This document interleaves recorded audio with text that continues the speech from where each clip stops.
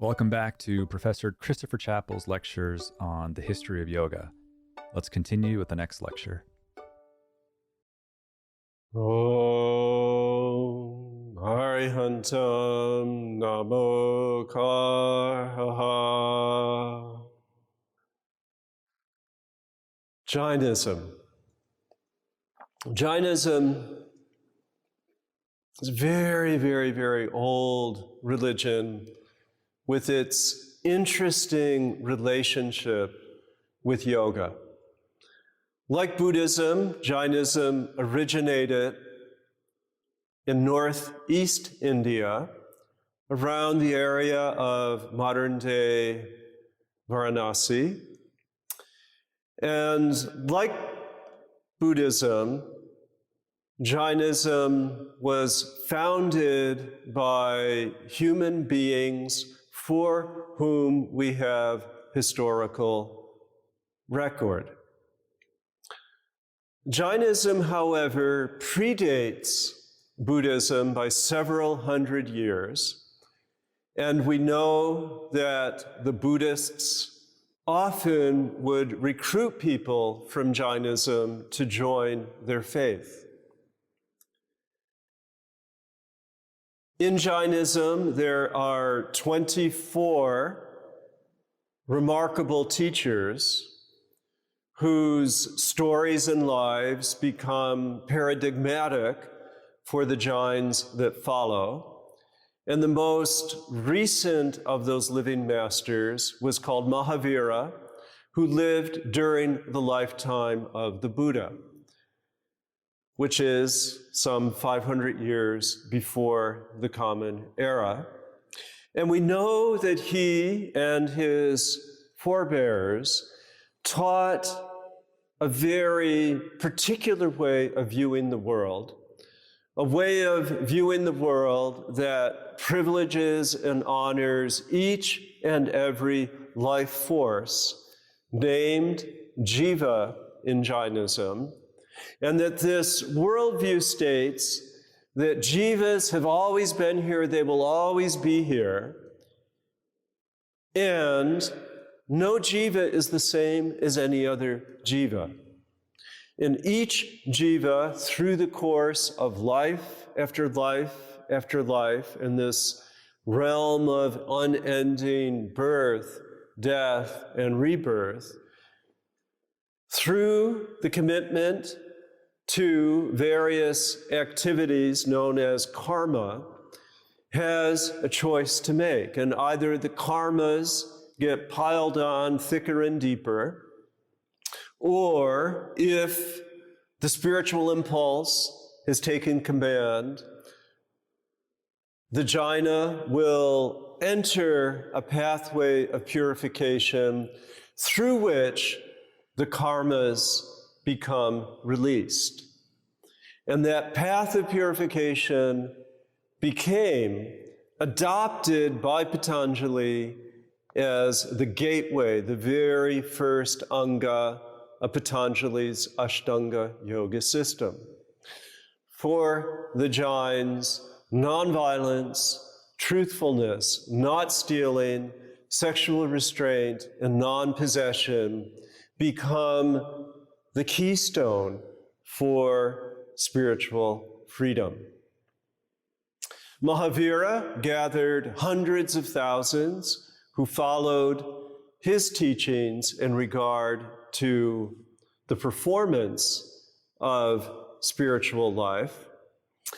And his successor philosophically, a man called Umasvati, who lived some 800 years after Mahavira lived, was very explicit in saying that the word yoga is really about how karma gets together with the soul and obstructs the energy, consciousness, and bliss of the soul.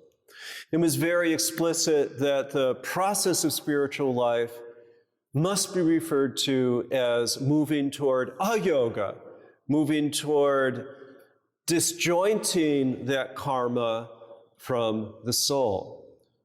So yoga was not a positive term within the first several centuries of the practice and thought that characterized the Jaina tradition. Patanjali contributed to a change in languaging. And Patanjali, who had gained full popularity by the 4th or 5th century, created through his articulation of yoga as spiritual discipline, created something that rippled off into the Hindu Puranas, that was embraced with the birth of Yogacara Buddhism during that period as well, where there was a positive action, positive smile placed upon yoga as a way to characterize the meditative process. And in the 6th century, a yogi Jaina known as Haribhadra Virahanka took that word yoga and spiritualized it for the Jainas. So starting from the 6th century forward, yoga has a positive connotation within Jainism, and yoga refers explicitly to that very detailed spiritual path already in place within Jainism, referred to as the 14 guna sthanas. And the 14-fold guna sthana, which means stages of quality, can be summarized as follows. At some point, a moment of awakening may take place. And in Jainism, this moment of awakening is where, for a period usually of about 48 minutes, you enter spontaneously into a place of equanimity, samyag drishti, an equalized way of seeing. And it's beautiful. It places you into a 48-minute experience of freedom, where you feel that all of your karmas have just dissolved. And that state is the 4th state, because some people, once they experience it, think, oh, that was nice, but they don't really do anything about it. Some people completely forget about it, and they descend to the 2nd level, and unfortunately, many people never rise to that state, and they are forever, at least in this birth, within the 1st rung of the spiritual path, and that's a state of ignorance. Some people, inspired by that moment of, or that extended experience and immersion for 48 minutes into bliss, they say, how can I recover that blessed, blessed feeling? And they turn to the exemplars, they turn to the Tirthankaras, they turn to those teachers, and they say, I will commit myself to the vows. I will commit myself to nonviolence, truthfulness, not stealing, sexual propriety for lay people, faithfulness within marriage, and to minimalization of my possessions. And then in state 6, 7, 8, 9, 10, they get better and better and better and better. They move from the physical realm of perfecting those vows into the subtle realm, the psychological realm of uncovering and leaving behind those impulses that cause one to acquire, that cause one to do violence, that cause one to become insincere or dishonest. And they may rise to the 11th level, where all of a sudden they get so good at it that they develop a pride that then subtly gives them permission to stray, and they'll fall down. and they'll just go all the way back down to a lower state, even the lowest state. But if they're able to skip over that 11th level into the 12th level, they'll be free of attachment and enter the 13th state, which is a condition where everything they do is blessed and beautiful and without guile or regret.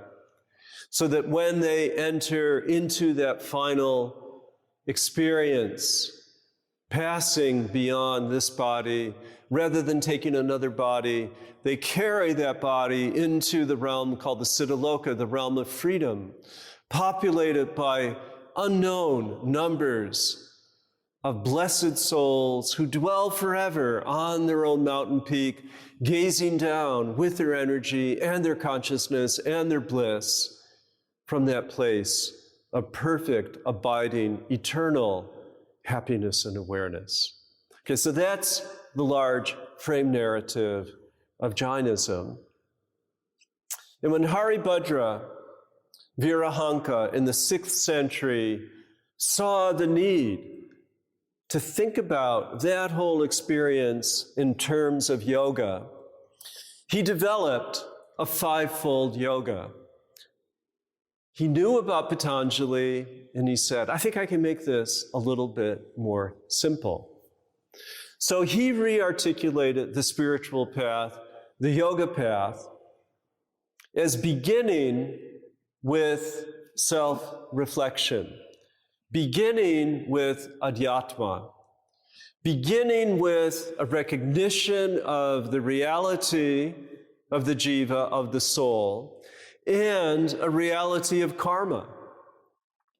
The script pushed by karma that causes the human person to do what human people do, which is follow desire, recoil from displeasure, to appropriate a sense of ego, to pile on all of those karmas that obscure our knowledge, that obscure our insight, karmas that push us into that realm of feeling pleasure and displeasure, karmas that cause delusion, karmas that hinder and obscure our true power, and karmas that correlate with our age, karmas that correlate with the body that we possess, karmas that have brought us into our particular family birth. And by reflecting on those karmas and sorting out those karmas, gradually through that practice of self-reflection, the narrative begins to make sense. Understanding can come of why this family does this. Why, maybe not from this life, but from past lives, why this particular obstruction seems so intransigent, and then in recovering that past life narrative, you can begin to forgive yourself and begin to let that thing go. Okay, adhyatma, this self-reflection toward that purified consciousness and a truth-telling of untangling the knots of karma. A Jain monk or a Jain nun is said to be on the path of the nirgranta, of undoing those various and sundry and myriad knots that make the body what it is, that cage the mind in habits that can be identified and, most importantly, unraveled. And from there, one works with cultivation, bhavana, manifesting the good qualities that arise from being increasingly careful about not causing harm, increasingly careful in one's observance of nonviolence, and then one moves into states of meditation. And from those states of meditation, and within those states of meditation, moving into that blessed equanimity, the samatha, the upeksha, equanimity, no longer being swayed by pleasure or repulsed by displeasure. And with this comes the fifth and final stage of yoga, articulated by Haribhadra Virahanka, is vritti samkshaya, a way of saying chitta vritti nirodha, going into that place of calm, uninfluenced by karma, going into that place of highest peace. A couple of centuries go by, and another great scholar who similarly had converted from Brahmanism, so he was very, very well educated. He knew all of the 6 darshanas, he knew all of the ways of ritual, of logic, of physical description. He knew the ways of Sankhya, Vedanta, and yoga. And he was just striding around with his big belly, girded with a thread of gold, and boasting that anybody that can tell me anything that I don't already know, I will become that person's disciple. And there was a Jain nun reciting the Namokar mantra, and I gave the very first piece of it, giving honor to the Arahants, giving honor to the 24 Tirthankaras who had conquered karma and risen to freedom in the Siddhaloka. And he said, "What are you talking about?" And he became her disciple and the disciple of her teacher.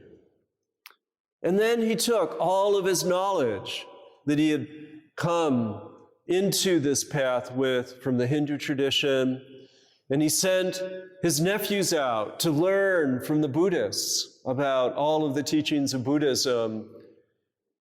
And then he recrafted Jainism and created a Jain meditation for the times. Now, he was in the 8th century. He was active and learned during the period of the ascendancy of Tantra. And Tantra had evoked mantra. Tantra had developed rituals that had violated propriety in the name of purification. And he said, this is not a good idea. Nothing good comes of any form of destruction. And yet, he was impressed by the amazing popularity of the 64 yogini system. And people throughout India, and the archaeological sites are still there, people throughout India would go to these tantric sites where 64 yogini images would be graced with the presence of women, live human women dressed up as those yoginis. And people would pay to spend time with those women. It was a rather infamous practice that was supposed to bring total freedom. But what he said was that let's take the quintessence of that practice and purify it. So rather than the worship of 64 goddesses, he said, let's do the square root of that. Let's, like Patanjali, develop an 8-fold path of worship, and we'll name each of those stages for a goddess. So he transformed Patanjali, combined it with Tantra, and created this new path within Jainism of venerating the feminine in order to reach a state of purification. And he said that first stage of Patanjali is, we know, the path of Jainism. He called that stage mitra. He says, let us become friendly to the world by honoring all that is symbolized by this goddess called Mitra, who will make us gentle and nonviolent within the world. And then he looked at the second path of Patanjali, which are the niyamas, the positive qualities to be cultivated. And he said, let's make them Tara, borrowing in the name of a revered Buddhist goddess, and said, let us make Tara be our protector. Then he looked at Patanjali's third limb, which is asana. And he said, through asana, we become strong. Jains are rather renowned for their adeptness at asana.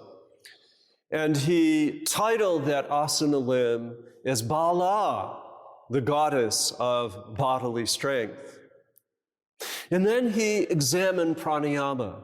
And we know from Patanjali that you do that pranayama and you hold that exhale breath, that the light from within will shine without. And we know from the vibhutis, the powers of yoga, that when you're adept at pranayama, that you do radiate. And he said, let's name that aspect of yoga, and we love pranayama. Jains, again, are adepts at pranayama. Let's name that for the goddess Dipra, the shining quality that we manifest within the world. And then the fifth stage of yoga is pratyahara, where you gather all of the senses in, like the tortoise gathering its head, gathering its limbs into the shell. You become very, very, very steady, ready for meditation. And he said, we'll call this with the goddess name Sthira, a beautiful way to be stable, stable, sthira within the world. And then he looked at dharana and he said, people who have the capacity to concentrate, they're beautiful people.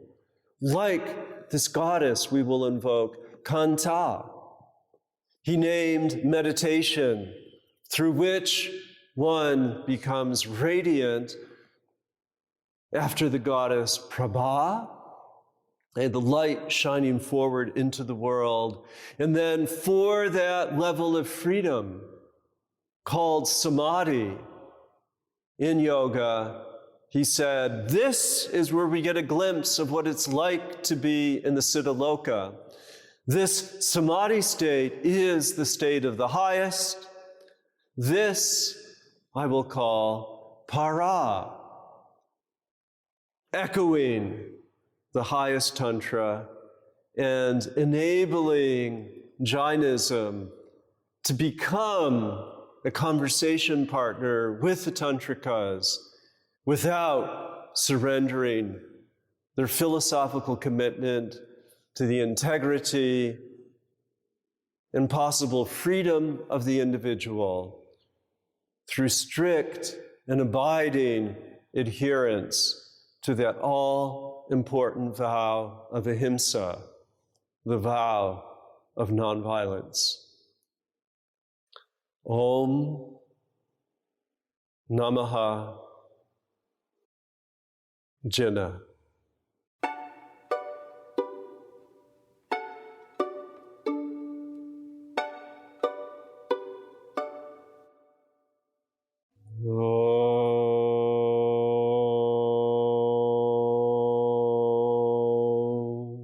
Arihantam Namokara.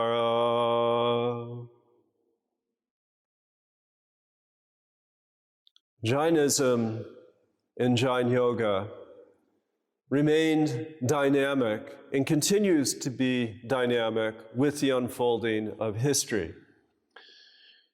In the 8th century, Haribhadra Yakaniputra had put forward a critique of Tantra and had attempted to reinterpret Jainism, reconfigure Tantra, and rethink Patanjali's yoga to develop a system that in some ways blended all three without surrendering the core Jain philosophical commitment to nonviolence. A couple of centuries later, in a slightly different part of India with a different doctrinal affiliation. Another great scholar called Shubhachandra rethought that relationship with Tantra. And rather than ignoring its undeniable power and allure, he recrafted Jainism and created a new practice within Jainism that, in fact, put the mantra, the yantra, the colors, and so on of Tantra practice in service of Jainism.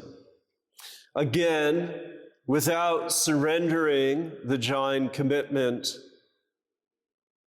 to nonviolence, and very much in the spirit of what Jainism refers to as anekantavada. That is, an acknowledgement there is never any one view that is perfect for all people at the same time. Jainism argues doggedly for a perspective of pluralism. Because Jainism states that every soul is distinct, every soul is different from every other soul, that no one has created these souls, that they've been here forever. Nothing can ever destroy these souls. They will be here forever. Jainism is the first to say, live and let live. If a Buddhist wants to be a Buddhist, let the Buddhist be a Buddhist. If the Vedantin wants to follow Vedanta, let the Vedantin be a Vedantin. A Jain will say, but I still think that my position is right, but they're going to make space for others. And this has stood through the centuries very well for individual Jains. And their social location, really from very, very early times, has been that of the merchant class. Not all merchants are Jains, but most Jains are merchants. And this was not unrelated to their religious commitment. And the Jains were very thoughtful on how to apply that tantric principle of nonviolence to their livelihood. And what they discovered was that if they engage in the buying and selling and trading of goods, that they were a little bit removed from the harm that is committed in the production of many goods. And they also had, through their philosophy, discovered a hierarchy of harms. And they said, we must be vegetarian because in order to eat flesh foods, you have to take the life of a being that is moving and breathing. And yes, there is life in plants, but they don't move around. So we think that this is a lesser harm. And they committed themselves through their vegetarianism to be involved with food production, to be involved with construction, to be involved eventually in the diamond business, to be involved with publishing, to be involved with medicine, which does good within the world, and to be involved even within finance. And even when Hindus and Sikhs were severely persecuted during times of Mughal rule in medieval India, the Jains were okay because they helped support the finance needs of various Mughal rulers. So Jainism in history, very fascinating, very dynamic. And in the 10th century, a member of what is called the Digambara branch of Jainism looked for a second time at Tantra. Now let me explain a little bit about the Digambara branch. Okay, this color red, is associated with Digambara monks before they take their final vows. It is said that many, many years ago, countless years ago, that the very first renouncer who succeeded in achieving liberation had, as part of the commitment to the vow of no possessions, had given up every single possession, including every single item of clothing. And that before Jains of the Digambara branch take that vow to become sky-clad, Umbra is clothing, Dig is the sky. So they come clad with only the sky. Before they take that final vow, they will wear red. And that Shubhachandra, a member of this denomination, which is generally associated since 2,300 years ago with southern India, and now Digambaras can be found in various parts of India, that he had in reading and learning, and probably was also a convert from the Brahmanical traditions, was well familiar with tantric literature. He said, there's something that we can take from this literature, we can make it our own, and we can all be elevated by its wisdom. So he embraced the idea of the mandala. And what tantrikas do is they conceptualize the world through configurations of geometry. They're very attentive, and this propensity can also be found as early as the Upanishads, but they tend to think that it's very important to know one's orientation in space. For instance, this direction for me right now is the direction north. This is the auspicious direction to face when engaged in meditation. To my right, of course, is the east, another auspicious direction for meditation. It signals the beginning of the day and the dawning of light. Behind me is the south, associated with the fullness of noon and all the activities of the day. To my left is the west. And every mandala will orient according to those four directions and depict a gate from the north, a gate from the east, a gate from the south, and a gate from the west, in placing the meditating figure right in the center. And by being in the center, there's also an implicit invocation of that which is below, invocation of the earth, of, in Jainism, the god Bhuya, and there's an invocation of that which is above, an invocation of the sky, an invocation of Swa. There's also attentiveness to color within Tantra. We had seen in our studies of Buddhism the lifting up of blue, the lifting up of yellow, the lifting up of red, the lifting up of white, and in later Buddhism, an association of those colors with Buddhas of each of those four directions. And we also see the invocation of mantra, Ram, Lam, Vam, Yam, Om. Okay, those become important in recitation. They become important in creating that mandala, that space through which one is able to enhance purity, through which one is able to ascend from the lower realm into a higher realm. Okay, those are some of the aspects of Tantra that require a great deal of attention and care. And what Shubhachandra, whose name means the purified light of the moon. Shubha is purified, Chandra is moon, and connoting the milky white light of the moon. What he realized was that there's nothing violative about invoking those mantras. There's nothing violative or difficult or troubling about invoking color.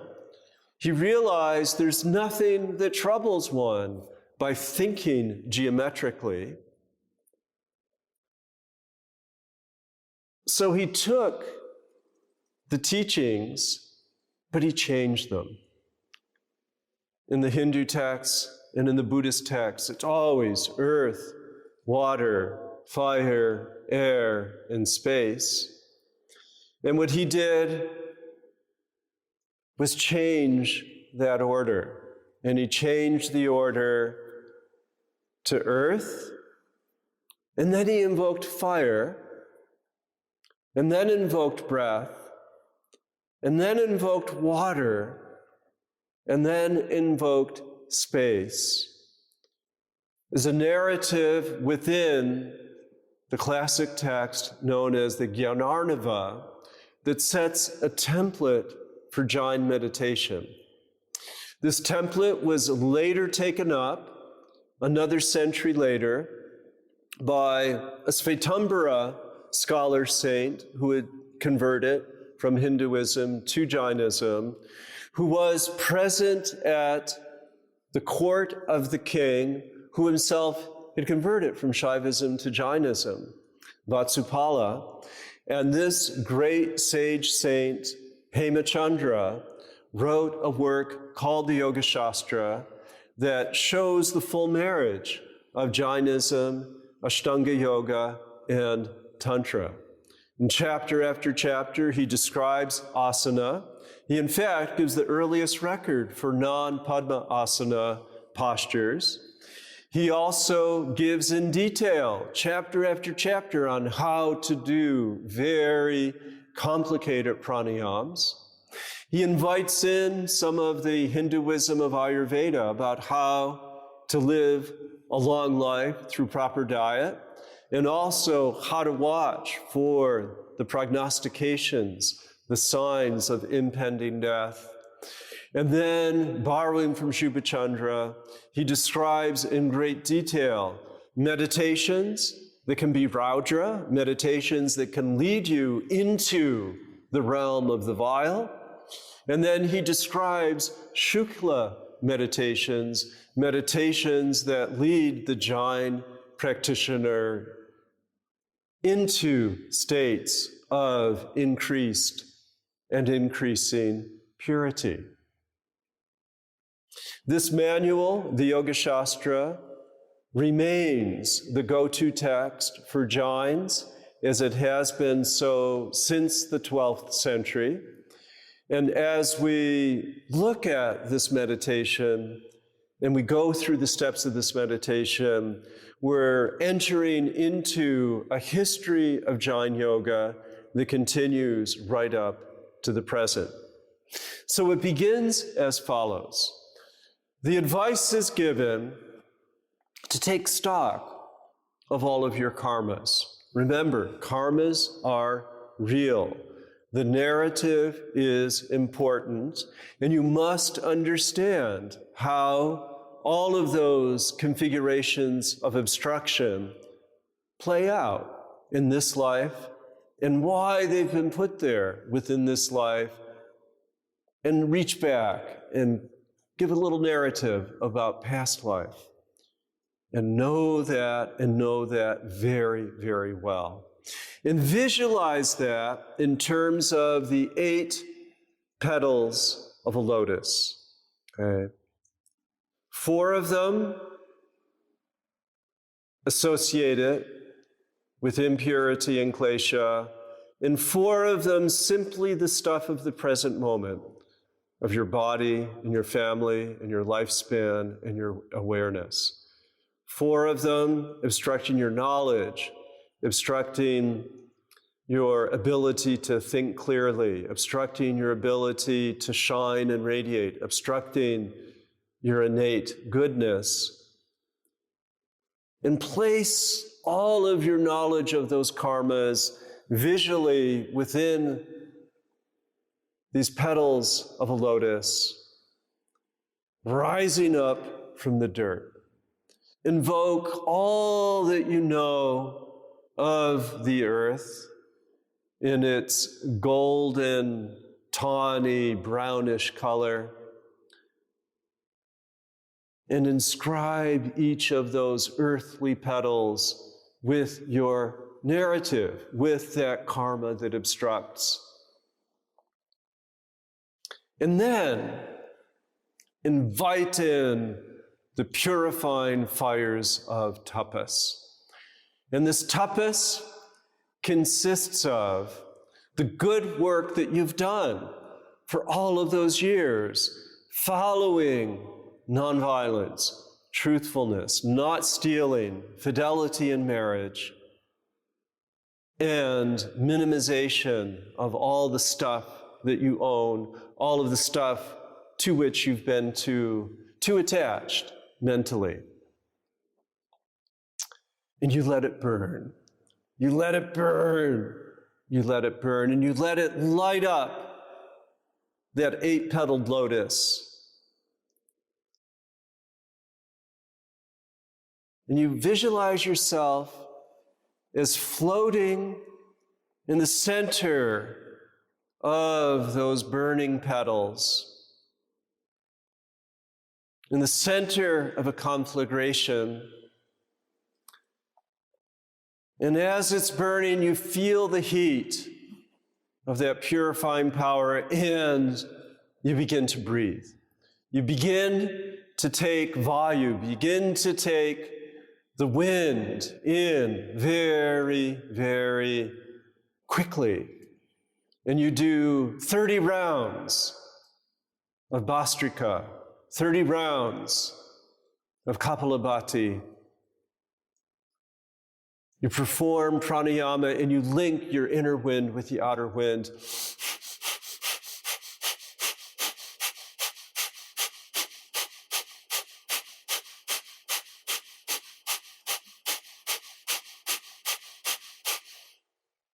And this wind, it stirs up the rain clouds, and you invoke that great Vedic deity of Indra, the god who throws the thunderbolt into those monsoon rain clouds. And the rains begin, and the rains pour down, and they drench your perfect body. They purify it of all of the ash of those residual karmas. And the rains die away. You've elevated into space. And when you open your eyes, you come face to face with your best self. Your karmas are diminished without remainder. You see yourself vibrating with immeasurable beauty. You reach an unparalleled auspicious bliss. You earn the name noble. You meditate on that self as if you are meditating on the glistening whiteness of the full moon. You experience that moment of blessed omniscience. You're seated on that golden mountain peak in the Siddhaloka of perfect freedom, free from all sensory outflows. And this meditation makes you similar to that Jinnah who has crossed the great water to the other shore. Om Namaha Parshvanat Om Namo Mahavira. Shanti, Shanti, Shanti.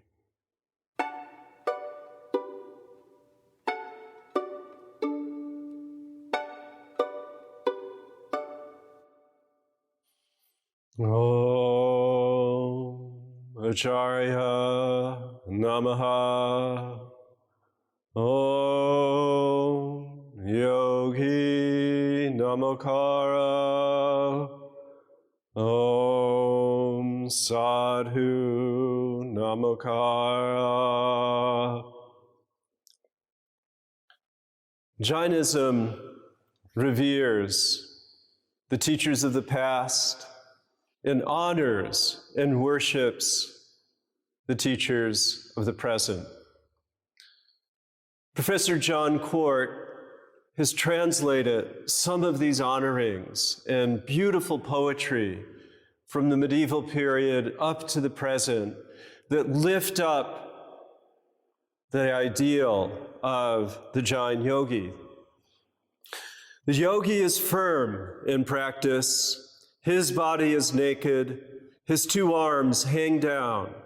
The yogi stands staring at the tip of his nose. The master sees that his outer mind is only dirt and so remains within. The master stands firm to defeat sense objects and passions and to break the bonds of karma.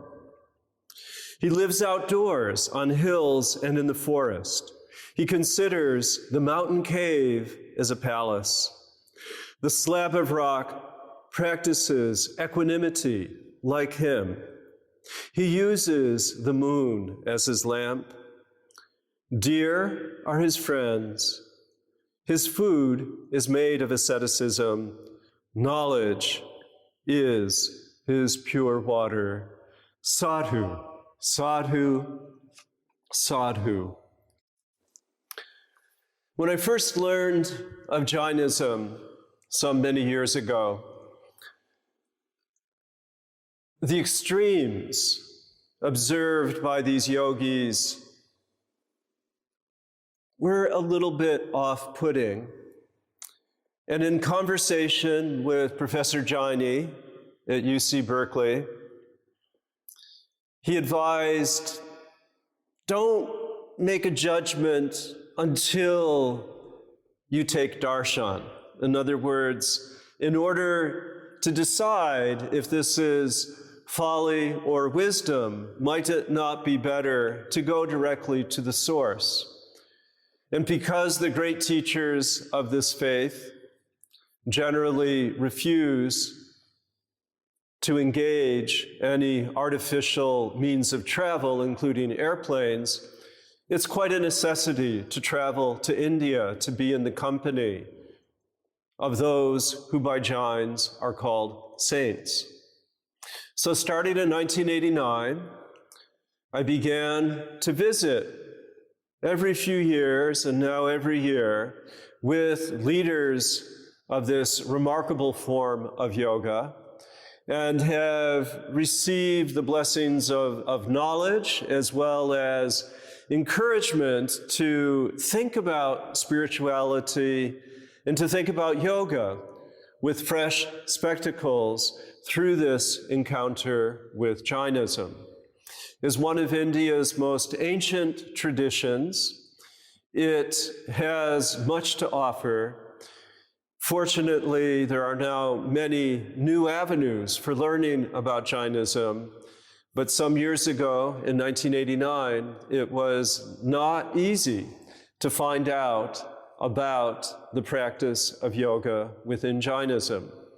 But already, in the 1980s, a modern system had been put in place by a great saint called Acharya Mahaprajna, who was born in 1920 and passed away in the year 2010 at the age of 90.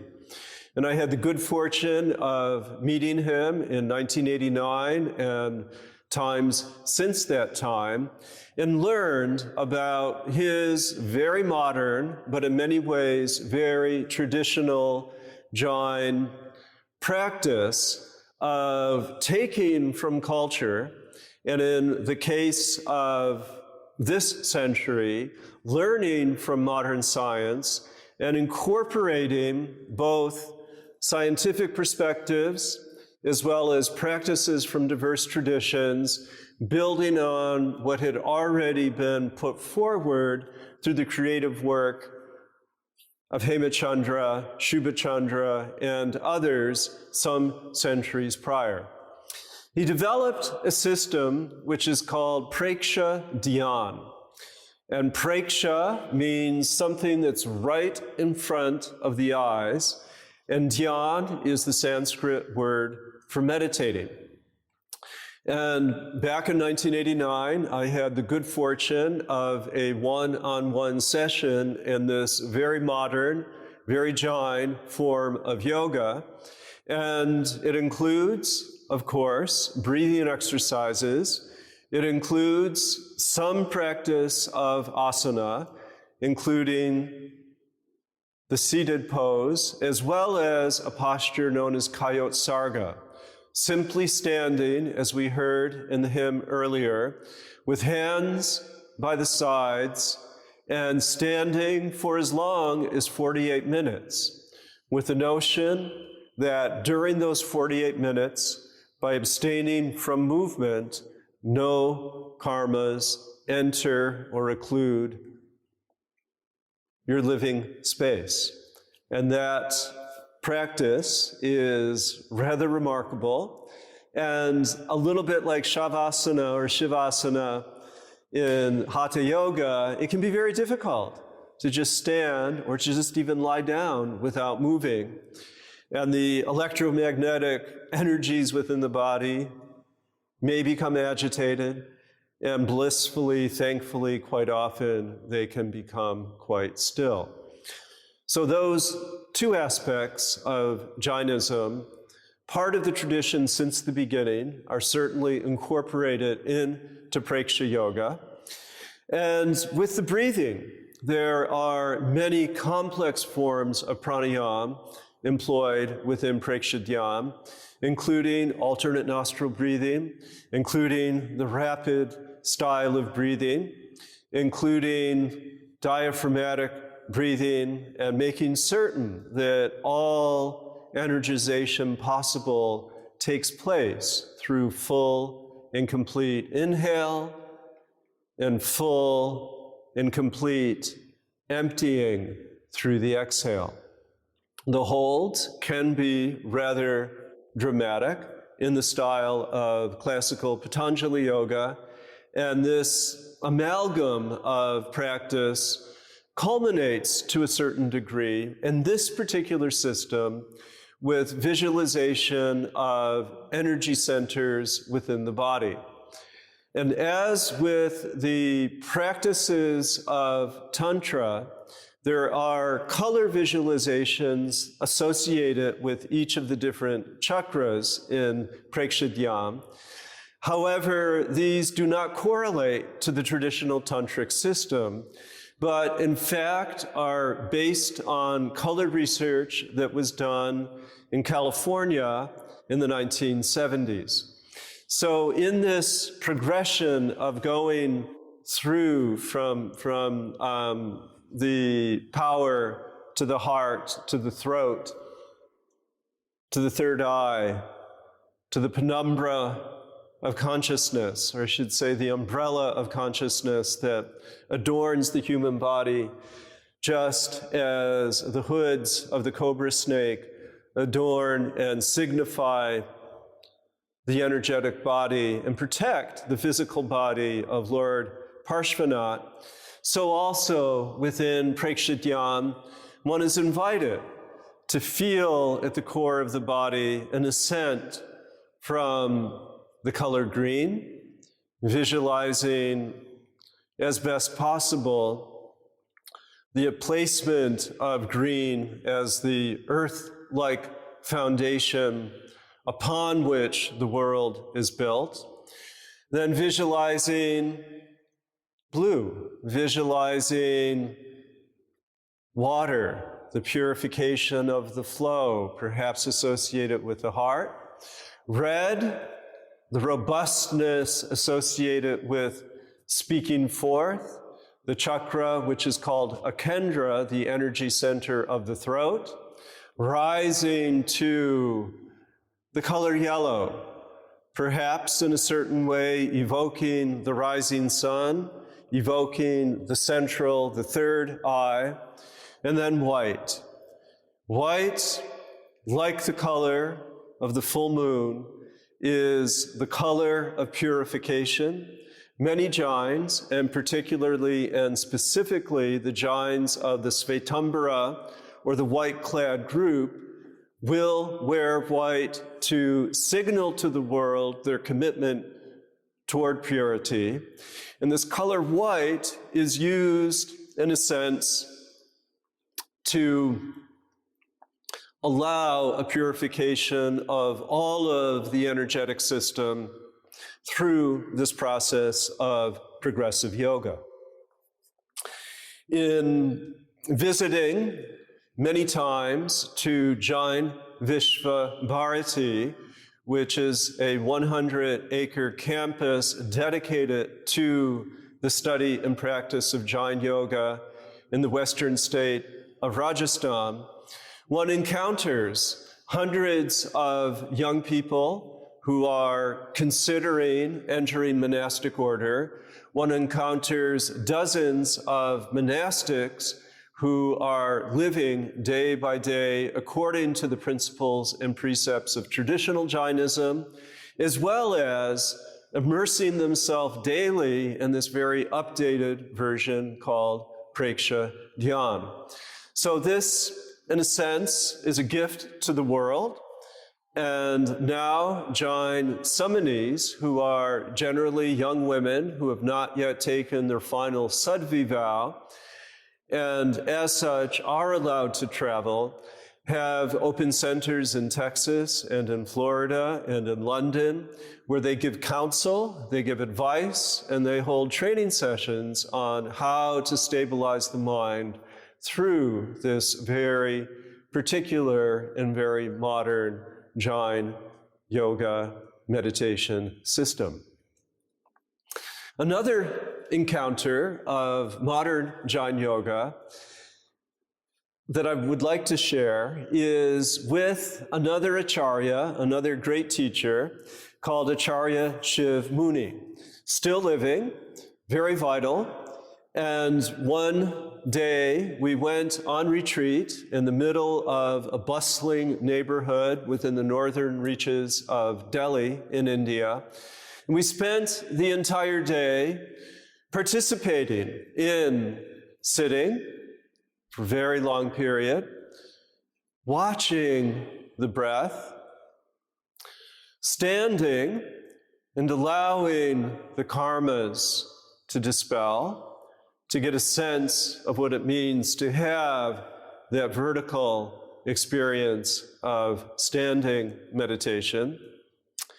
And we also practiced, under his expert guidance, 2 mantras in sequence with the following guidance. The first, familiar to many from the Upanishads, is So Hum. So hum, so hum, so hum, so hum, so hum. And the notion with the recitation of this particular mantra is that aham, I, saha, I am actually not other than the jina. I am not other than the siddha. My true self has always been and will always remain free. So hum, very encouraging. But then the other shoe falls. And the reality is, we all carry with us bundles, packets of knots of karma And the way of this particular practice taught by Acharya Shiv Muni is that you need to question. You need to come up with an inventory. You need to make a list of who you think you are. And then chant the mantra, ko-hum, ko-hum, ko-hum, ko-hum, ko-hum. Who am I? And bring the interrogative. Am I the person that owns this brand of automobile? Am I the person that will only shop at a particular supermarket or bodega? Am I the person that holds this particular work? Am I the person who is a member of this particular family? And by placing everything into the interrogative on top of reminding oneself of one's true best nature, there's a dialogue created that allows that script that requires that we come to a place of truthfulness with our karma, that makes one ripe for an experience of letting go, of letting go, of letting go. And then a third manifestation of modern Jain yoga can be found east of Delhi. And there's a very remarkable woman called Sri Puja Ganani Sri Ganmati Mataji. She goes by Mataji, who has spent more than 60 years in study, learning about Jain psychology and cosmology. In Indian thought, what is inside is outside, what is outside is inside. And what she has done is create a vast complex of temples that illustrate what is possible cosmographically and psychologically.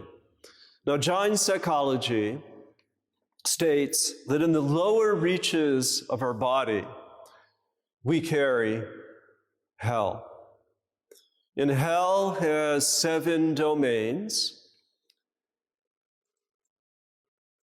And when we experience intestinal distress, and I think most people will attest to this, quite often we feel that we are experiencing hell. Fortunately for most, it's transitory, but it gives us a little bit of taste, a little bit of a taste of what it is to suffer. Then, according to Jain cosmography, in the middle realm of our body, we feel our full humanity. We can see this as a reciprocity between stomach and heart, where we have desires, we take in food, we have emotions, we feel beloved, and we feel love for others. And this involvement keeps us in our full humanity and our full involvement with the world, keeps us firmly placed within that middle zone of planet Earth. And then, from time to time, we're able to have glimpses of transcendence.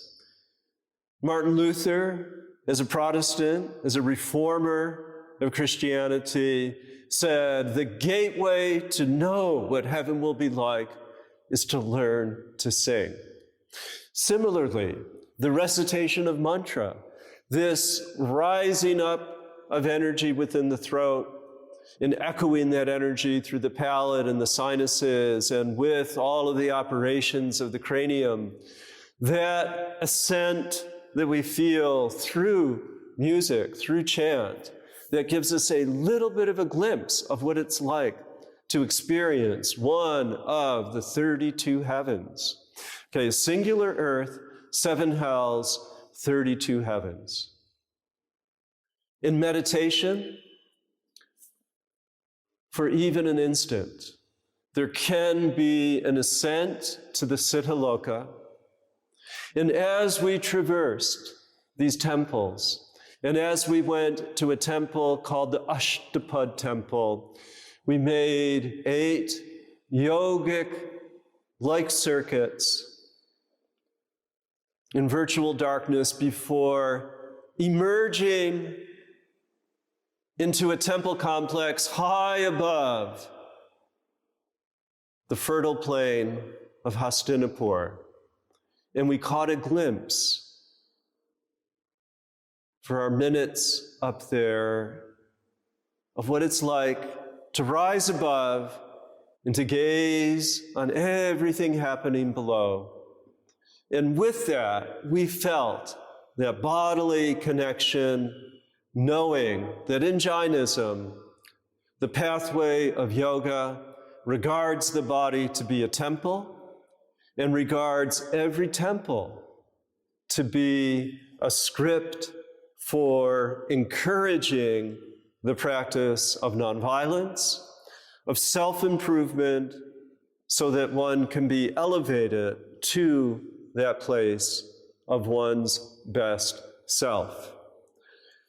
Ancient history continues, and modern Jain yoga integrates beautifully both. Pilgrimage to India, it's always a possibility.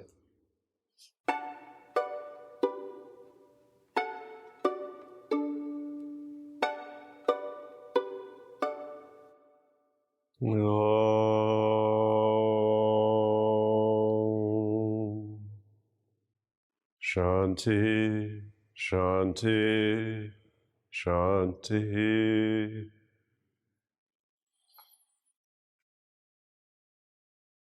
The topic of Hatha Yoga brings us into a flurry of speculation and research. And as we reflect upon the principles that govern the teaching of history, we need to always remember that we have multiple sources and that any conclusions drawn by nature will most likely be tentative. In terms of Hatha Yoga, this tradition, as it gradually emerges over time, includes discussion and specifics on asana, on pranayama, on mudra, a bit on mantra, and, of course, meditation. For some, Hatha Yoga is Raja Yoga, and for others, Hatha Yoga is quite different from Raja Yoga. Certainty can be found in any particular text, and there are so many scores and hundreds of resources. So to come up with a coherent narrative about Hatha Yoga in many ways is impossible. But over these next several minutes, we will try to orient ourselves in the big time of Hatha Yoga, as well as delve into a few of the specifics.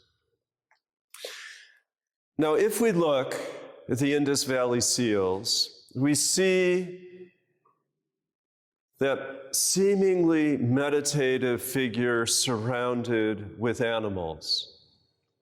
Now, some have said that this is an early signature for Pashupati, the lord of animals, who's associated when language, decipherable language, emerges with Rudra and even Shiva. But we don't know for certain. We know that similar images arise in Old Europe. We know that even today, that image of the meditating yogi can be found in temples crafted 1,000 years ago in India, and that motif continues up into the present. A mystery from antiquity. Some may detect a family of similarity, but does this mean sitting in yoga asana, Padma asana, connects us back some 5,000 years? No one at this point can say for certain. Image, one very important source for creating an historical narrative. Text also provides us with a very important source. And when the army of Alexander entered India some 330 years before the Common Era, they were amazed at people that would stand and hold postures, seated and standing. And they described yogis that would go for hours on one foot, holding a heavy load of lumber above their head and then switch to the other foot. And we also know that yogis described in the Mahabharata would raise one arm into the air and hold that arm for a very, very long period.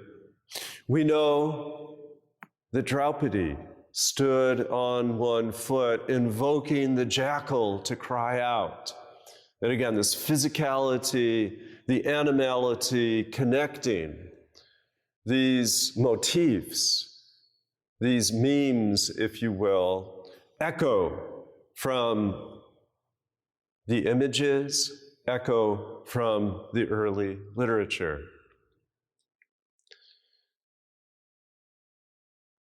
It's not until really the 11th century, with the Yoga Shastra of Hemachandra, at a well-documented court in Gujarat, the town of Patan, where Hemachandra served the king, Vatsupala, who had converted from Shaivism to Jainism, that we find this wonderful combination of a commitment to writing, and recording. And this king ruled a very long time, perhaps 30 years.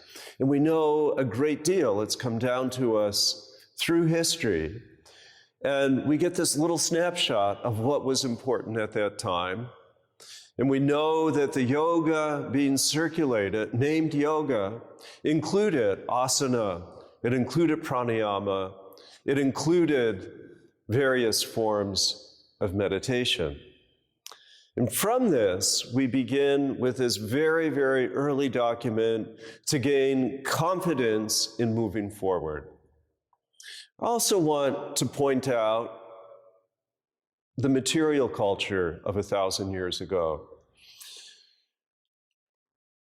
An amazing number of temples were built in South India, in West India, North India.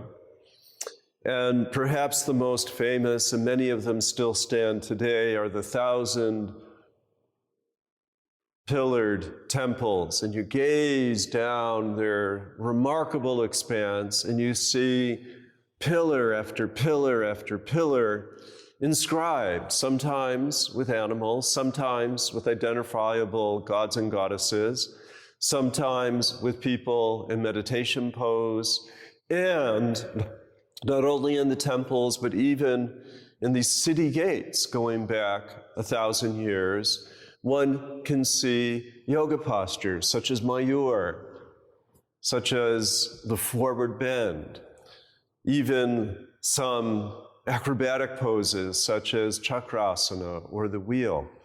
These are part of the material culture, and they don't necessarily correspond to any written records, but in fact, later, these poses are enumerated, and they are described, and they are illustrated, numbered 84,000, numbered 84, said to be 12, said to be 4.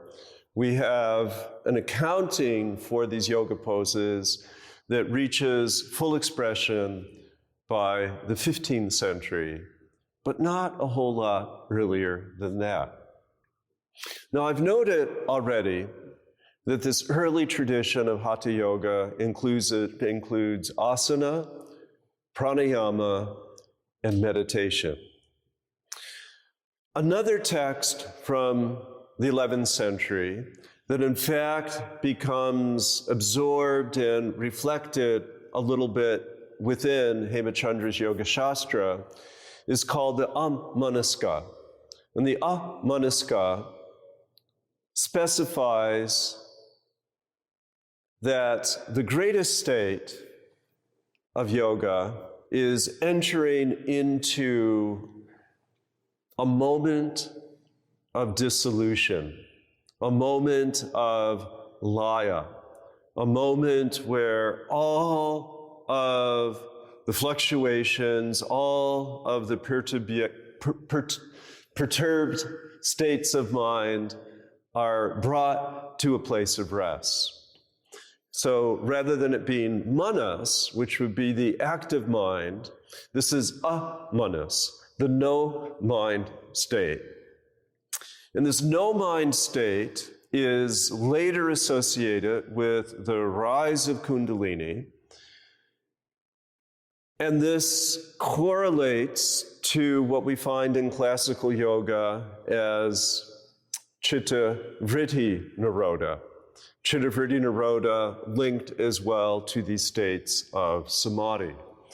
But I wanted to have this amanas state as a touchstone as we spiral through all of these various techniques and move in the direction of a fuller understanding of Hatha Yoga as it is practiced today. So within these early texts, there is a technique that is brought forward, variously translated as drishti or tradakam. And part of the fixing of the mind requires a fixing of the gaze. And this fixing of gaze has a pronounced physicality, has, in a sense, the demeanor or the feeling tone of an actual asana. And this drishti or tradakam practice has implicit in its performance an acknowledgement of what the Yoga Sutra refers to as the grahirta, the grasper, the grahana, the process of grasping, and the grahana, that object which is, or rather the grahya, that object which is grasped. And in the holding of the gaze on the object, there's a focus on that process of seeing. There's the presence of the witness or the seer, and there is the object in its fullness upon which the gaze becomes fixed and held. In the Yoga Sutra, this results in a state called samapati, described as becoming like a clear jewel, where that differentiation between self and other disappears. A modern philosopher, David Abram, traveled to Nepal and apprenticed with a Nepalese shaman. For several months, they worked on tradakam, worked on drishti, worked on fixing the gaze. And it became so effective that as Abram gazed upon a crow, he merged his awareness with that awareness of the crow and took flight and gazed down upon with that power described in all of the many texts of yoga that deal with vibhuti, and that place of connection, that place of samapati, the together uprising resulted in a literal uprising and change of perspective. So the Dattareya Yoga Shastra, which was written sometime after Hemachandra's Yoga Shastra, but before the 14th century, so either in the 1200s or the 1300s, we see another encapsulation of how to perform what we now call today Hatha Yoga. It includes reference to cleansing techniques. And the cleansing techniques of Hatha Yoga can be quite extreme. They can include swallowing a strip of cotton and taking it down into the stomach and then pulling it out and bringing with it mucus and bile and what may be deemed to be impurities from deep within the body. It also can include taking water up through the rectum and holding it like an enema and then releasing to make certain, from both angles, from both approaches, that to the extent possible, the intestines and the digestive system can be purged. It involves taking water up into the nasal cavities, process known in modern days, even now, as neti neti. And it also entails the cleansing of the physicality of the body through the performance of asanas. Asanas beyond even Padmasana, but asanas echoing back to Hemachandra, standing on the head. Simhasana. We will return to various others of these. Another way of cleansing is cleansing with the air. In a beautiful symmetry, it says that cleansing can take place with water, even taking water into the body and then releasing water through a process of systematic vomiting or enema. Water washing the external parts of the body, and then cleansing through air, and using rapid breath, using extended slow breath to allow that mixture of energies to cleanse what in the Vasishtha Samhita, around the same time, but a little bit later than the Dattareya Yoga Shastra, refers to as the nadhis. The nadhis are the rivers of energy that flow through the body, and they start in terms of being described with the Ida to the left, associated with the moon, and the Pingala to the right, associated with the sun, and the Ida and Pingala spiral upward in the body, surrounding and energizing the Sushumna, which is the central channel.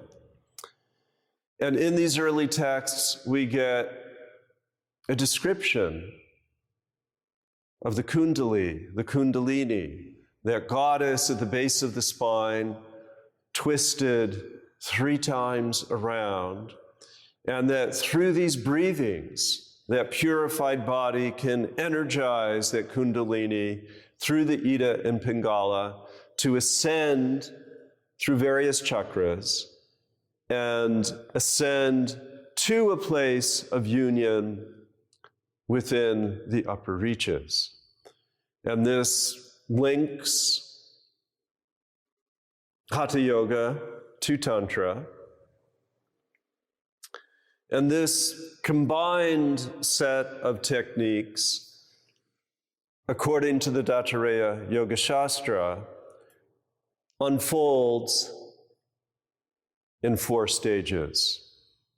The first stage would be the inception, to begin to experiment, to begin to perform as instructed by the teacher, the fundamentals of asana and the fundamentals of breath control, so that it becomes a daily practice, so that it becomes an action, stage 2, action, repeat it again and again and again.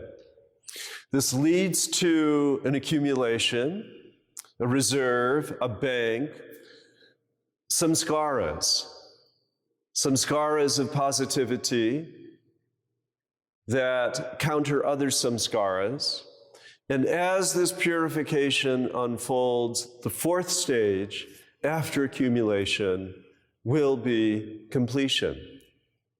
And in this completion phase, fruition comes, and that physicality, the purification of breath, and the application of meditation in all its various forms, self-chosen and directed by the teacher, all of that will result in the glorious phase of completion, wherein Ida in Pingala,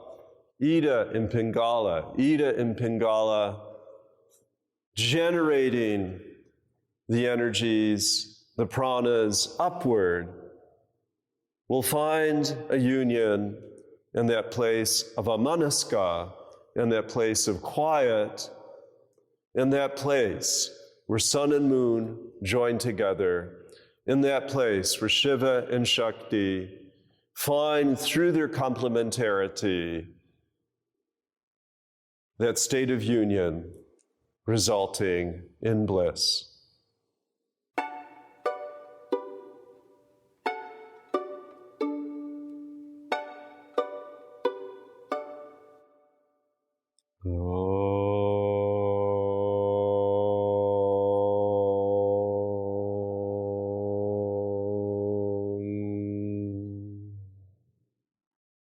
Shanti, Shanti, Shanti. By the 14th, 15th century,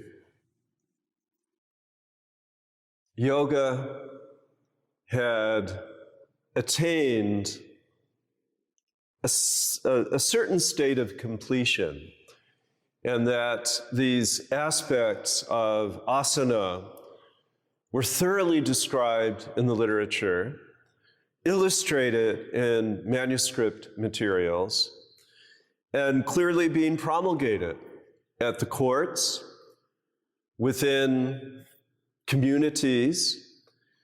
And India, as we have to appreciate, during these centuries and carrying on from prior centuries, was never the unified state that we've had since 1947.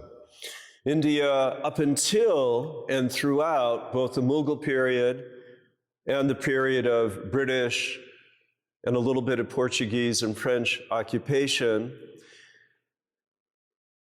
during that period, there were as many as 600 different kingdoms, contiguous, bumping up against one another, forming alliances, controversial.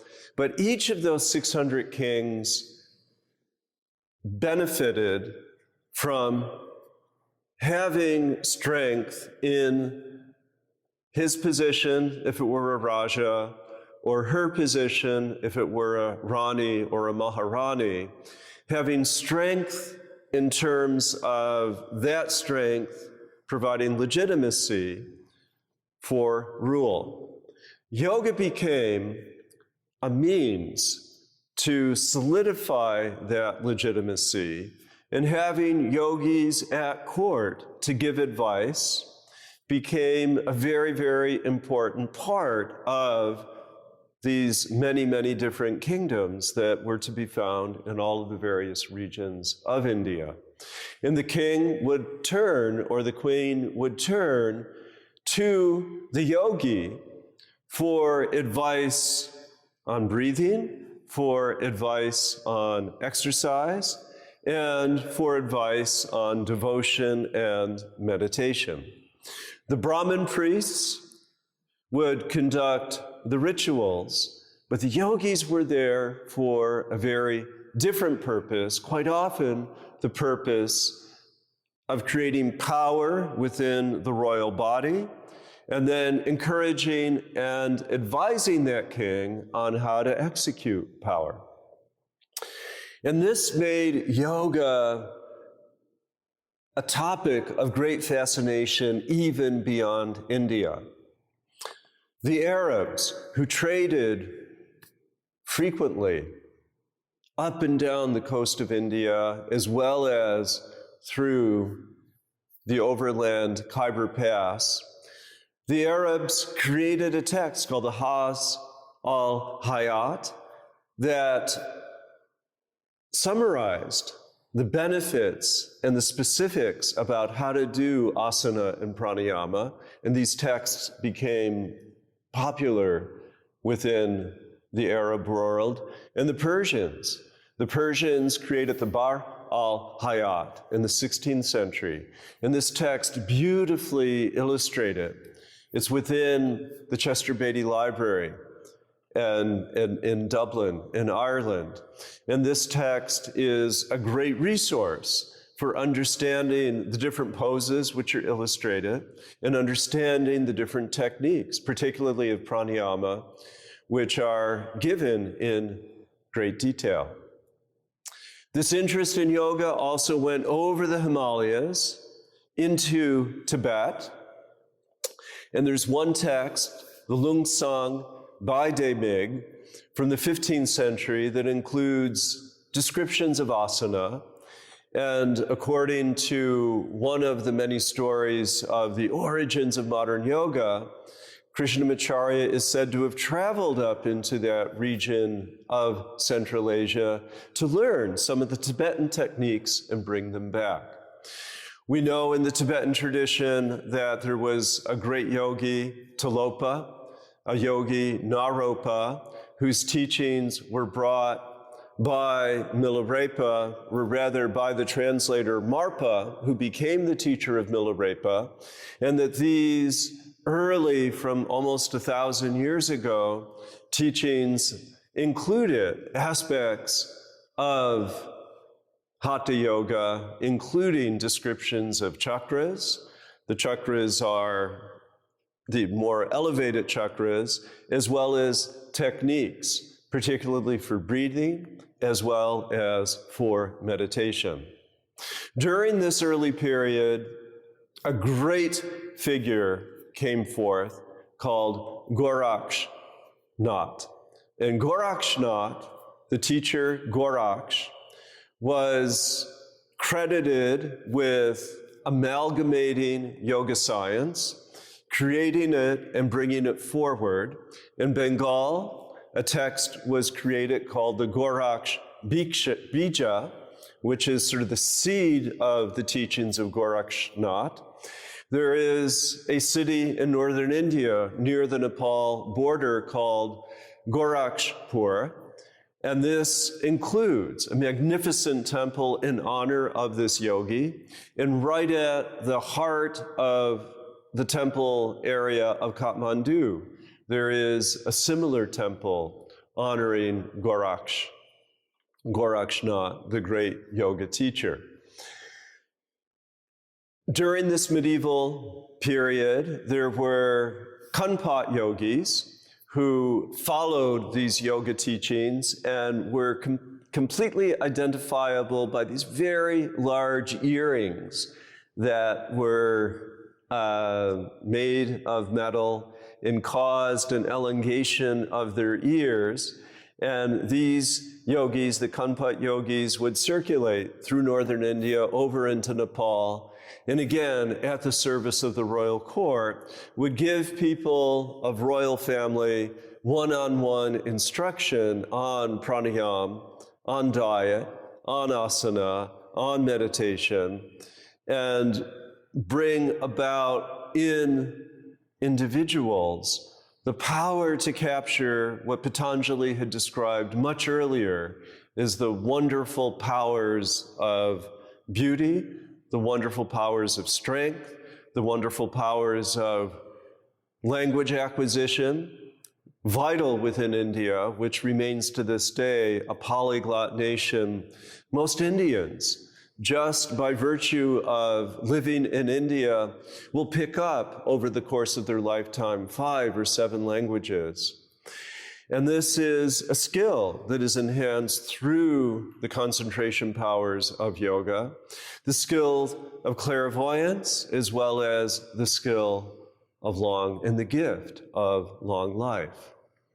Now, all of these, taught by yogis, practiced in households, practice in court, involve movement, involve the external movement of the limbs, including Shirasana, standing on the head, including Sarvangasana, standing on the shoulders, including Dhanurasana, pulling backward with the arms and upward with the legs, forming that arrow of directionality toward great focus toward the ultimate state of awareness. Bending forward, standing still. All of these are ways of outward purification and movement of the limbs. The body is tied together with fascia, and modern research has shown that that fascia holds deep memory. We have skeleton, we have tendon, we have muscle, and wrapped around and connecting it all, we find the fascia, which is malleable, and even more than the tendons and the muscles. It's the fascia that receives the benefit of cleansing. It's the fascia, the connective tissue, that receives that welcome stretch, that release of the knotting up that we feel particularly under times of stress. And it's that elongation of the fascia that allows the easy flow of energy within the body. These early texts also give great attention to the teeth. And the teeth are a wonderful gift. They are replaced once around the age of 7. For those who have a jaw that has been accustomed to chewing of dense food, modern people, they don't really have much use for wisdom teeth. But in the old days, when people's diet required more energization brought, the wisdom teeth would be exactly that, signaling entry into full adulthood. And many yogic texts give detailed descriptions about how to cleanse the teeth, about which sticks and twigs to find in order to make sure that the gums remain healthy. That cleansing through water of the alimentary system, okay, very, very important. And this attention to sexuality, okay, yoga, tantra, 2 avenues. One school of thought says that to be an effective and powerful and meditative yogi, one must practice celibacy. For sannyasis, for the monks and the nuns, they actually have a technique whereby the heel is inserted into the perineum so that the flow of blood becomes interrupted and that state of sexual arousal begins literally to wither away. But then there are others, the king, the queen, the prince, the householder, for whom sexuality becomes the gateway to greatest pleasure. And in these Hatha Yoga texts, the act of sexual intercourse becomes the metaphor for Mahasukha, becomes the metaphor for joining Purusha and Prakriti, becomes not only the metaphor, but the description of a very high state of ananda, of bliss. And there's also other variations. There's a technique that we find in some of these Hatha Yoga texts called Vajroli, where once the semen is released, it becomes reabsorbed back into the body through a technique that requires a great deal of practice, a technique beyond my ken, certainly.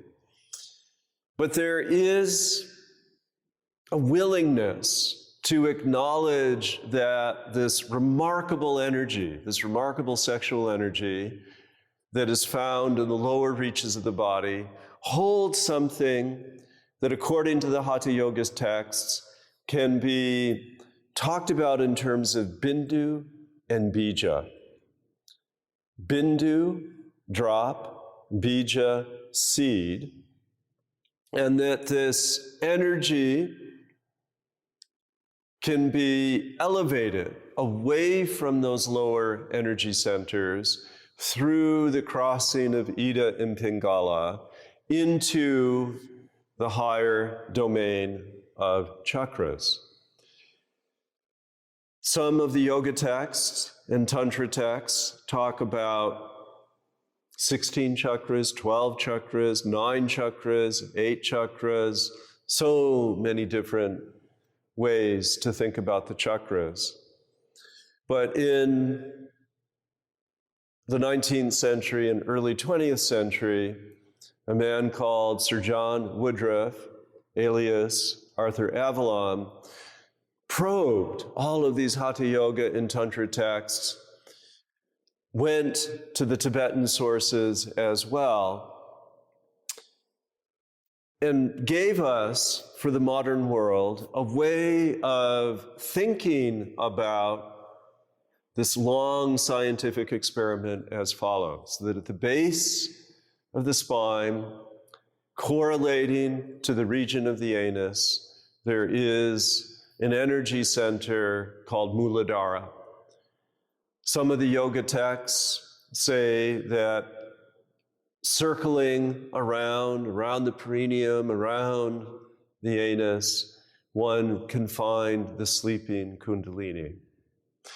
And then moving from the back of the base to the front of the base of the spine, we see Svadhisthana, which literally means that which will stand up on its own. In the male, it's expressed through the linga. Through the female, it's expressed through the term yoni. And for many people, that relationship between Muladhara and Svadhisthana defines a life of normalcy. The evacuation is good, you're okay, you have a fine, wonderful, healthy sex life, that's okay. All of your needs are met.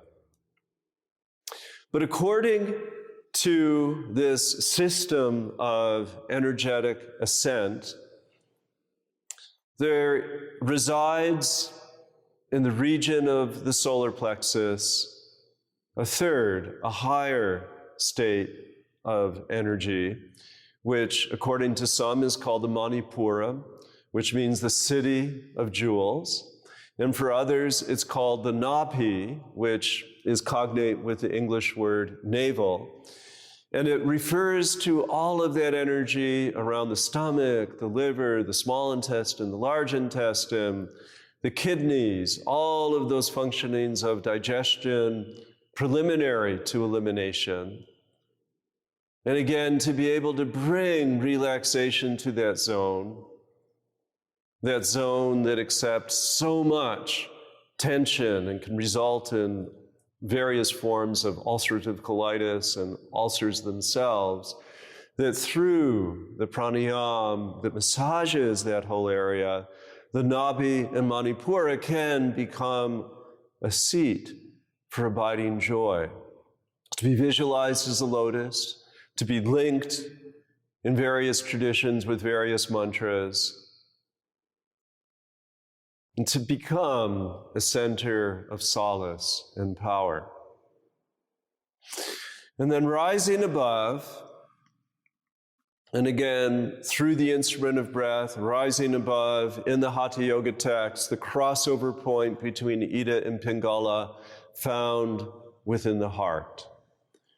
And in the heart, referred to as Anahata, the unstruck place of beautiful music, referred to as Hridaya, again, showing the antiquity with these Indo-European words that reach back thousands of years before our common era.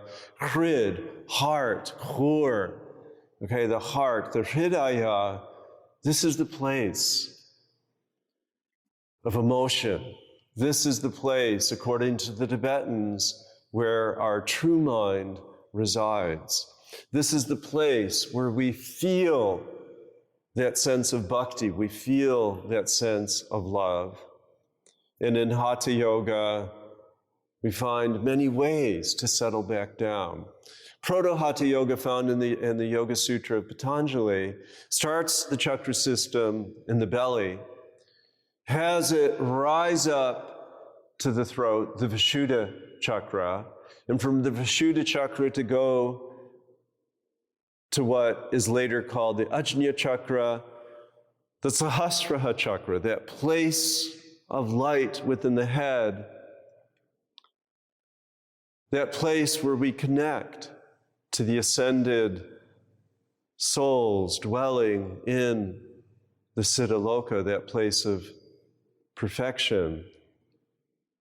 But for Patanjali, and for the Tibetans in particular, all of that energy, all of that bindu and bija must descend from the cranium through the throat. And those drops of awareness, those drops of tender consciousness must be gathered into the heart in order for that best place of compassion to become the place through which one engages the manifest realm. So we have an inner, we have an outer, we have the relationship between the two, and we have a sense that with the performance of Hatha Yoga we come both to a place of stability and quiet, and to a place of great exaltation and bliss, and that we need to let that settle in the heart, and then through patience, through calm, through loving words, to re-engage and elevate the world itself.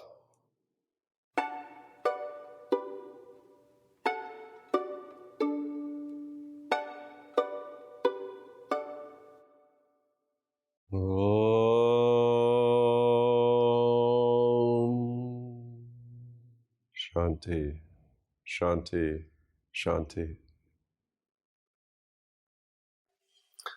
The Hatha Yoga texts, most accessible, most frequently translated, are the Hatha Yoga Pradipika, the Garanda Samhita, and the Shiva Samhita. And there are so many others. In the early 16th century, a compiler by the name of Shivananda made a compendium of over 90 Hatha Yoga resources, the Yoga Chintamani, the jewel of all of the ideas on yoga.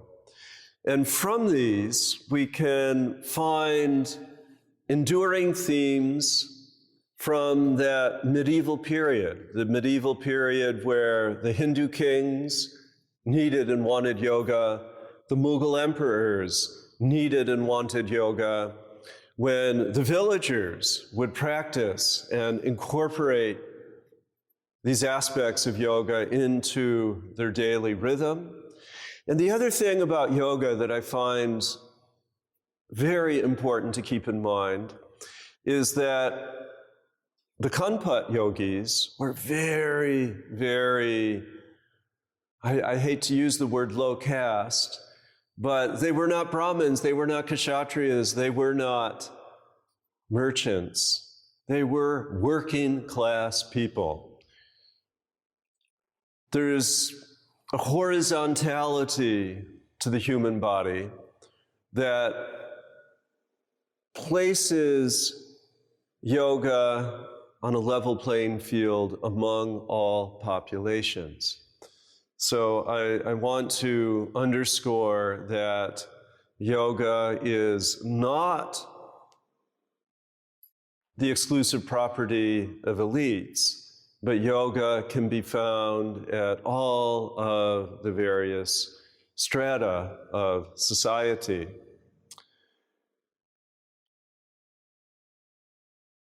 Now, asana, pranayama, dharana, dhyana, samadhi, samyama are the critical pieces lifted up and described in this literature. The Garanda Samhita, in particular, focuses on dharana, and it lays out the principles and practices of Pancha Mahabhuta dharana, wherein one sustains attention in turn on earth, water, fire, air, and space. The Hatha Yoga Pradipika, without giving that specificity, nonetheless talks about the great blessings that come with a life of meditation, a life that moves into samadhi. And all of these texts talk about the bandhas. A little bit interchangeable here, bandha and mudra. Okay, mudra is simultaneously a gesture, but a mudra also puts one's physicality into a place of binding. Okay, bandha, to bind. Again, a cousin word, a very, very old word going back to the origins of that Indo-European language continuum. And this word bandha finds expression in three primary ways of practice. My own training in Hatha Yoga goes back to when I was about 15, 16 years old. And I began a dozen years of direct instruction under a woman trained in Hatha Yoga in India in the 1940s and 50s. Her name was Grani Anjali. And what she advised, drawing from her own experience and confirmed by the Hatha Yoga manuals, is every day to perform the Tribandha, the three locks, before you do really much of anything else. And these three locks are Mula Bandh, where you draw up, according to the way of our instruction, you draw up on the pelvic floor as you inhale. The anal muscles, the muscles of the perineum, that whole floor upon which the body resides. You draw up that pelvic floor while inhaling, and then inhaling fully, diaphragmatically, letting the diaphragm be pushed downward and outward by the lower lobes of the lungs, letting the rib cage expand out to the side, allowing the breath to fully energize the region of the heart, and then taking that extra work of the very upper lobes of the lungs, up into the shoulders even, And when that breath is fully present within all aspects, downward, sideward, and upward, to enter what is called Jalandharabandh, and hold that inhale breath and bring the chin down toward the chest for the hold of the inhale.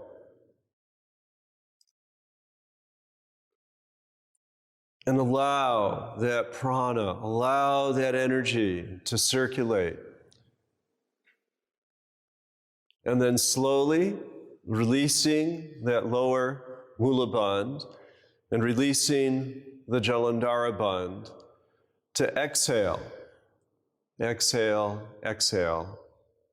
And then when fully exhaled, to bring the stomach, the abdominal muscles, and even those organs, and tuck them up as if under the rib cage, and hold that exhale for a long period of time. And then release the musculature, and then reintroduce breath, reintroduce the Mulabandh, reintroduce the Jalandharabandh, hold, and then slowly release, and then apply the final Uddiyana. And then repeat for 10 times. Now, various yogis teach different breaths. And when I've studied in the Shivananda tradition, some variations. When I've studied with Srivatsa Ramaswamy, some other variations. There are so many ways to perform pranayama. Another foundational pranayama, again, for the purification of the body, mind, spirit continuum through air, Anuloma Viloma, inhaling left, holding, exhaling right, holding, inhaling right, holding, exhaling left, holding. And some yogis will instruct applying the bandhas during the Anuloma Viloma process. It's another technique. All of these have been practiced explicitly for hundreds and hundreds of years, as we know from the texts.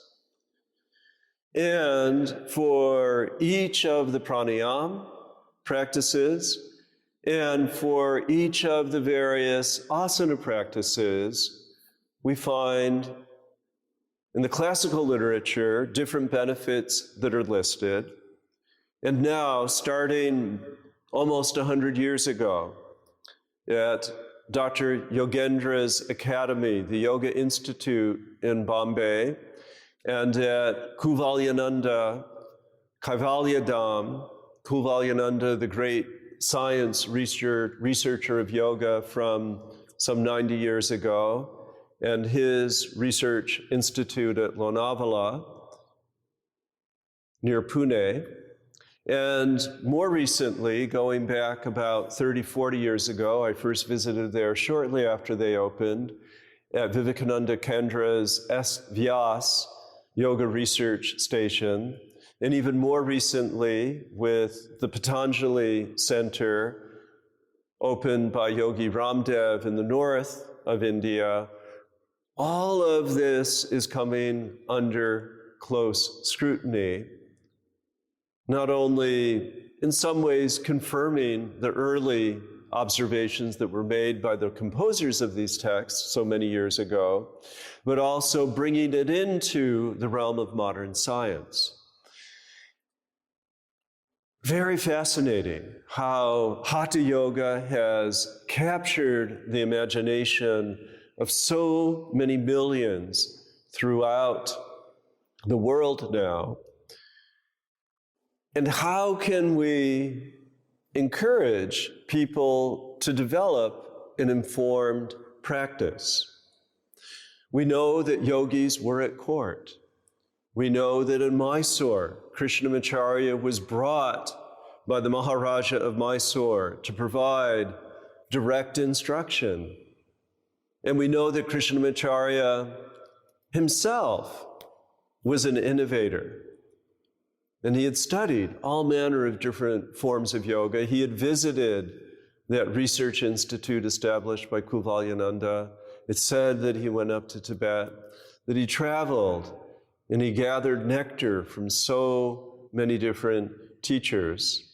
And what we know from all of the varieties of text, that there's not a single yoga, there's not one system that will work for everyone. We know, however, the foundation. The foundation is found in a recognition that the body is like a temple, that the body holds within it this life force, referred to by some as jiva, this life, living, breathing continuum, referred to by some as Atman. We know that the body is the home wherein dwells the person, the Purusha, the Drashter, the witness. And we know that through purification by water, internal and external, we know that by purification through air, inviting in the prana is the gift of life, savoring that prana, valuing and honoring that prana, that these energies, these nadis, these flows can be purified. The rivers in the body, the rivers of energy can be brought to a place of calmness, can be brought to a place of alacrity and clear attention, can be brought to a place of focus and to a place of strength and power. Not everyone will necessarily be moved to bridge the metaphors of our physiology through yoga. But in my experience, both in practicing Hatha Yoga daily for more than 45 years, and by looking at the metaphors of world literature and engaging with so many students over the years, people do know what it's like to feel the complete surrender of self through an experience of love. People do know what it feels like when emotions well up like a lump in the throat, causing sobbing and release. People know the catharsis of a good crying session and feel that energy of which we speak. And many people, not all, have had that sensation of a throbbing, of a central frontal lobe experience, wherein what the yogis call the third eye or the Ajna chakra feels energized. And many people have, either in dream or through states, sometimes spontaneous, sometimes invited through extended meditation, of feeling connected with something greater than ourselves. And that energetic work made available through Hatha Yoga speaks to people whether they know these theories or not. The energetic physiology, this mapping of the larger world and the small world of the human body, this notion that somehow we can take that higher energy and manifest it through the work of our hands, through kind words heartfully uttered through our speech, through the movement that we make with our legs and our feet, taking us to those places of edification,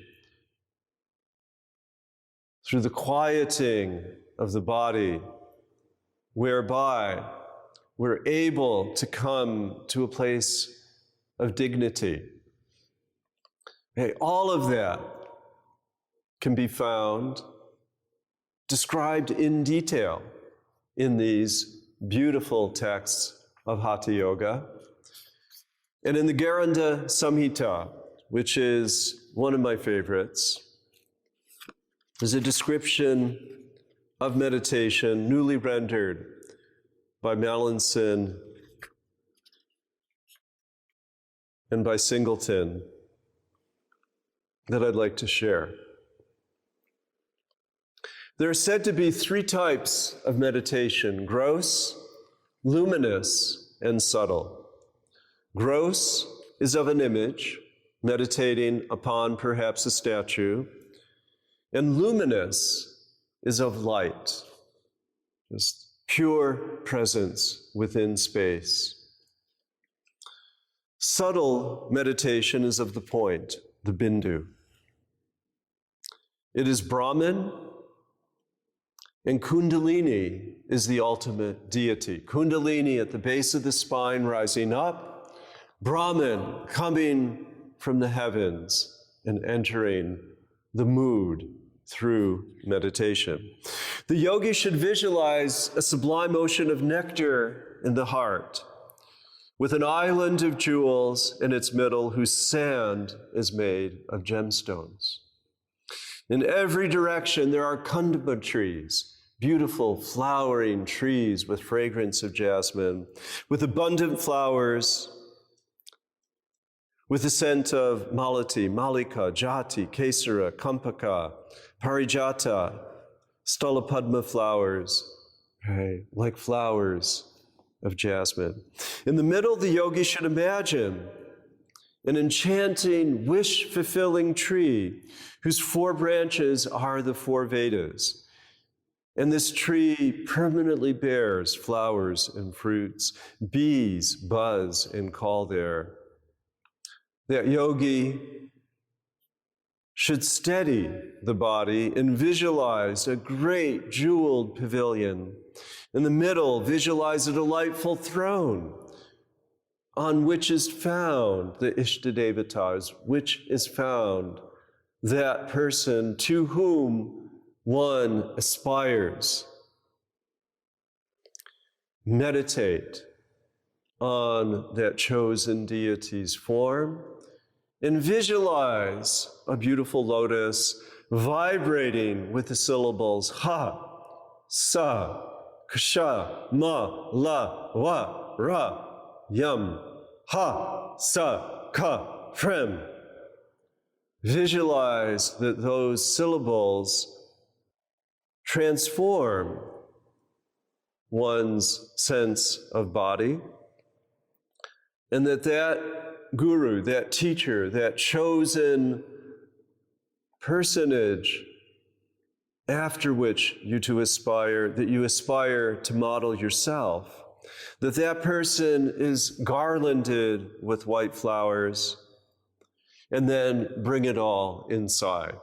Let the kundalini at the base vibrate forward, let that energy descend through the syllable Om into the place of the heart. Visualize oneself surrounded by fire, and then perform Shambhavi Mudra. Shambhavi Mudra, a mudra whereby you take that place of greatness, a place that you have visualized outwardly, and allow yourself, your body, your breath, your hands clasped, perhaps together in Anjali Mudra. Allow yourself, with humility, to imagine that state of siddha, that state of perfection, and that state of perfect peace. Om Shanti, Shanti, Shanti. Thank you for listening to this episode of Professor Chapple's lecture series about the history of yoga. Look for more episodes on Apple Podcasts, Spotify, or on podcast.glo.com. I'm Derek Mills.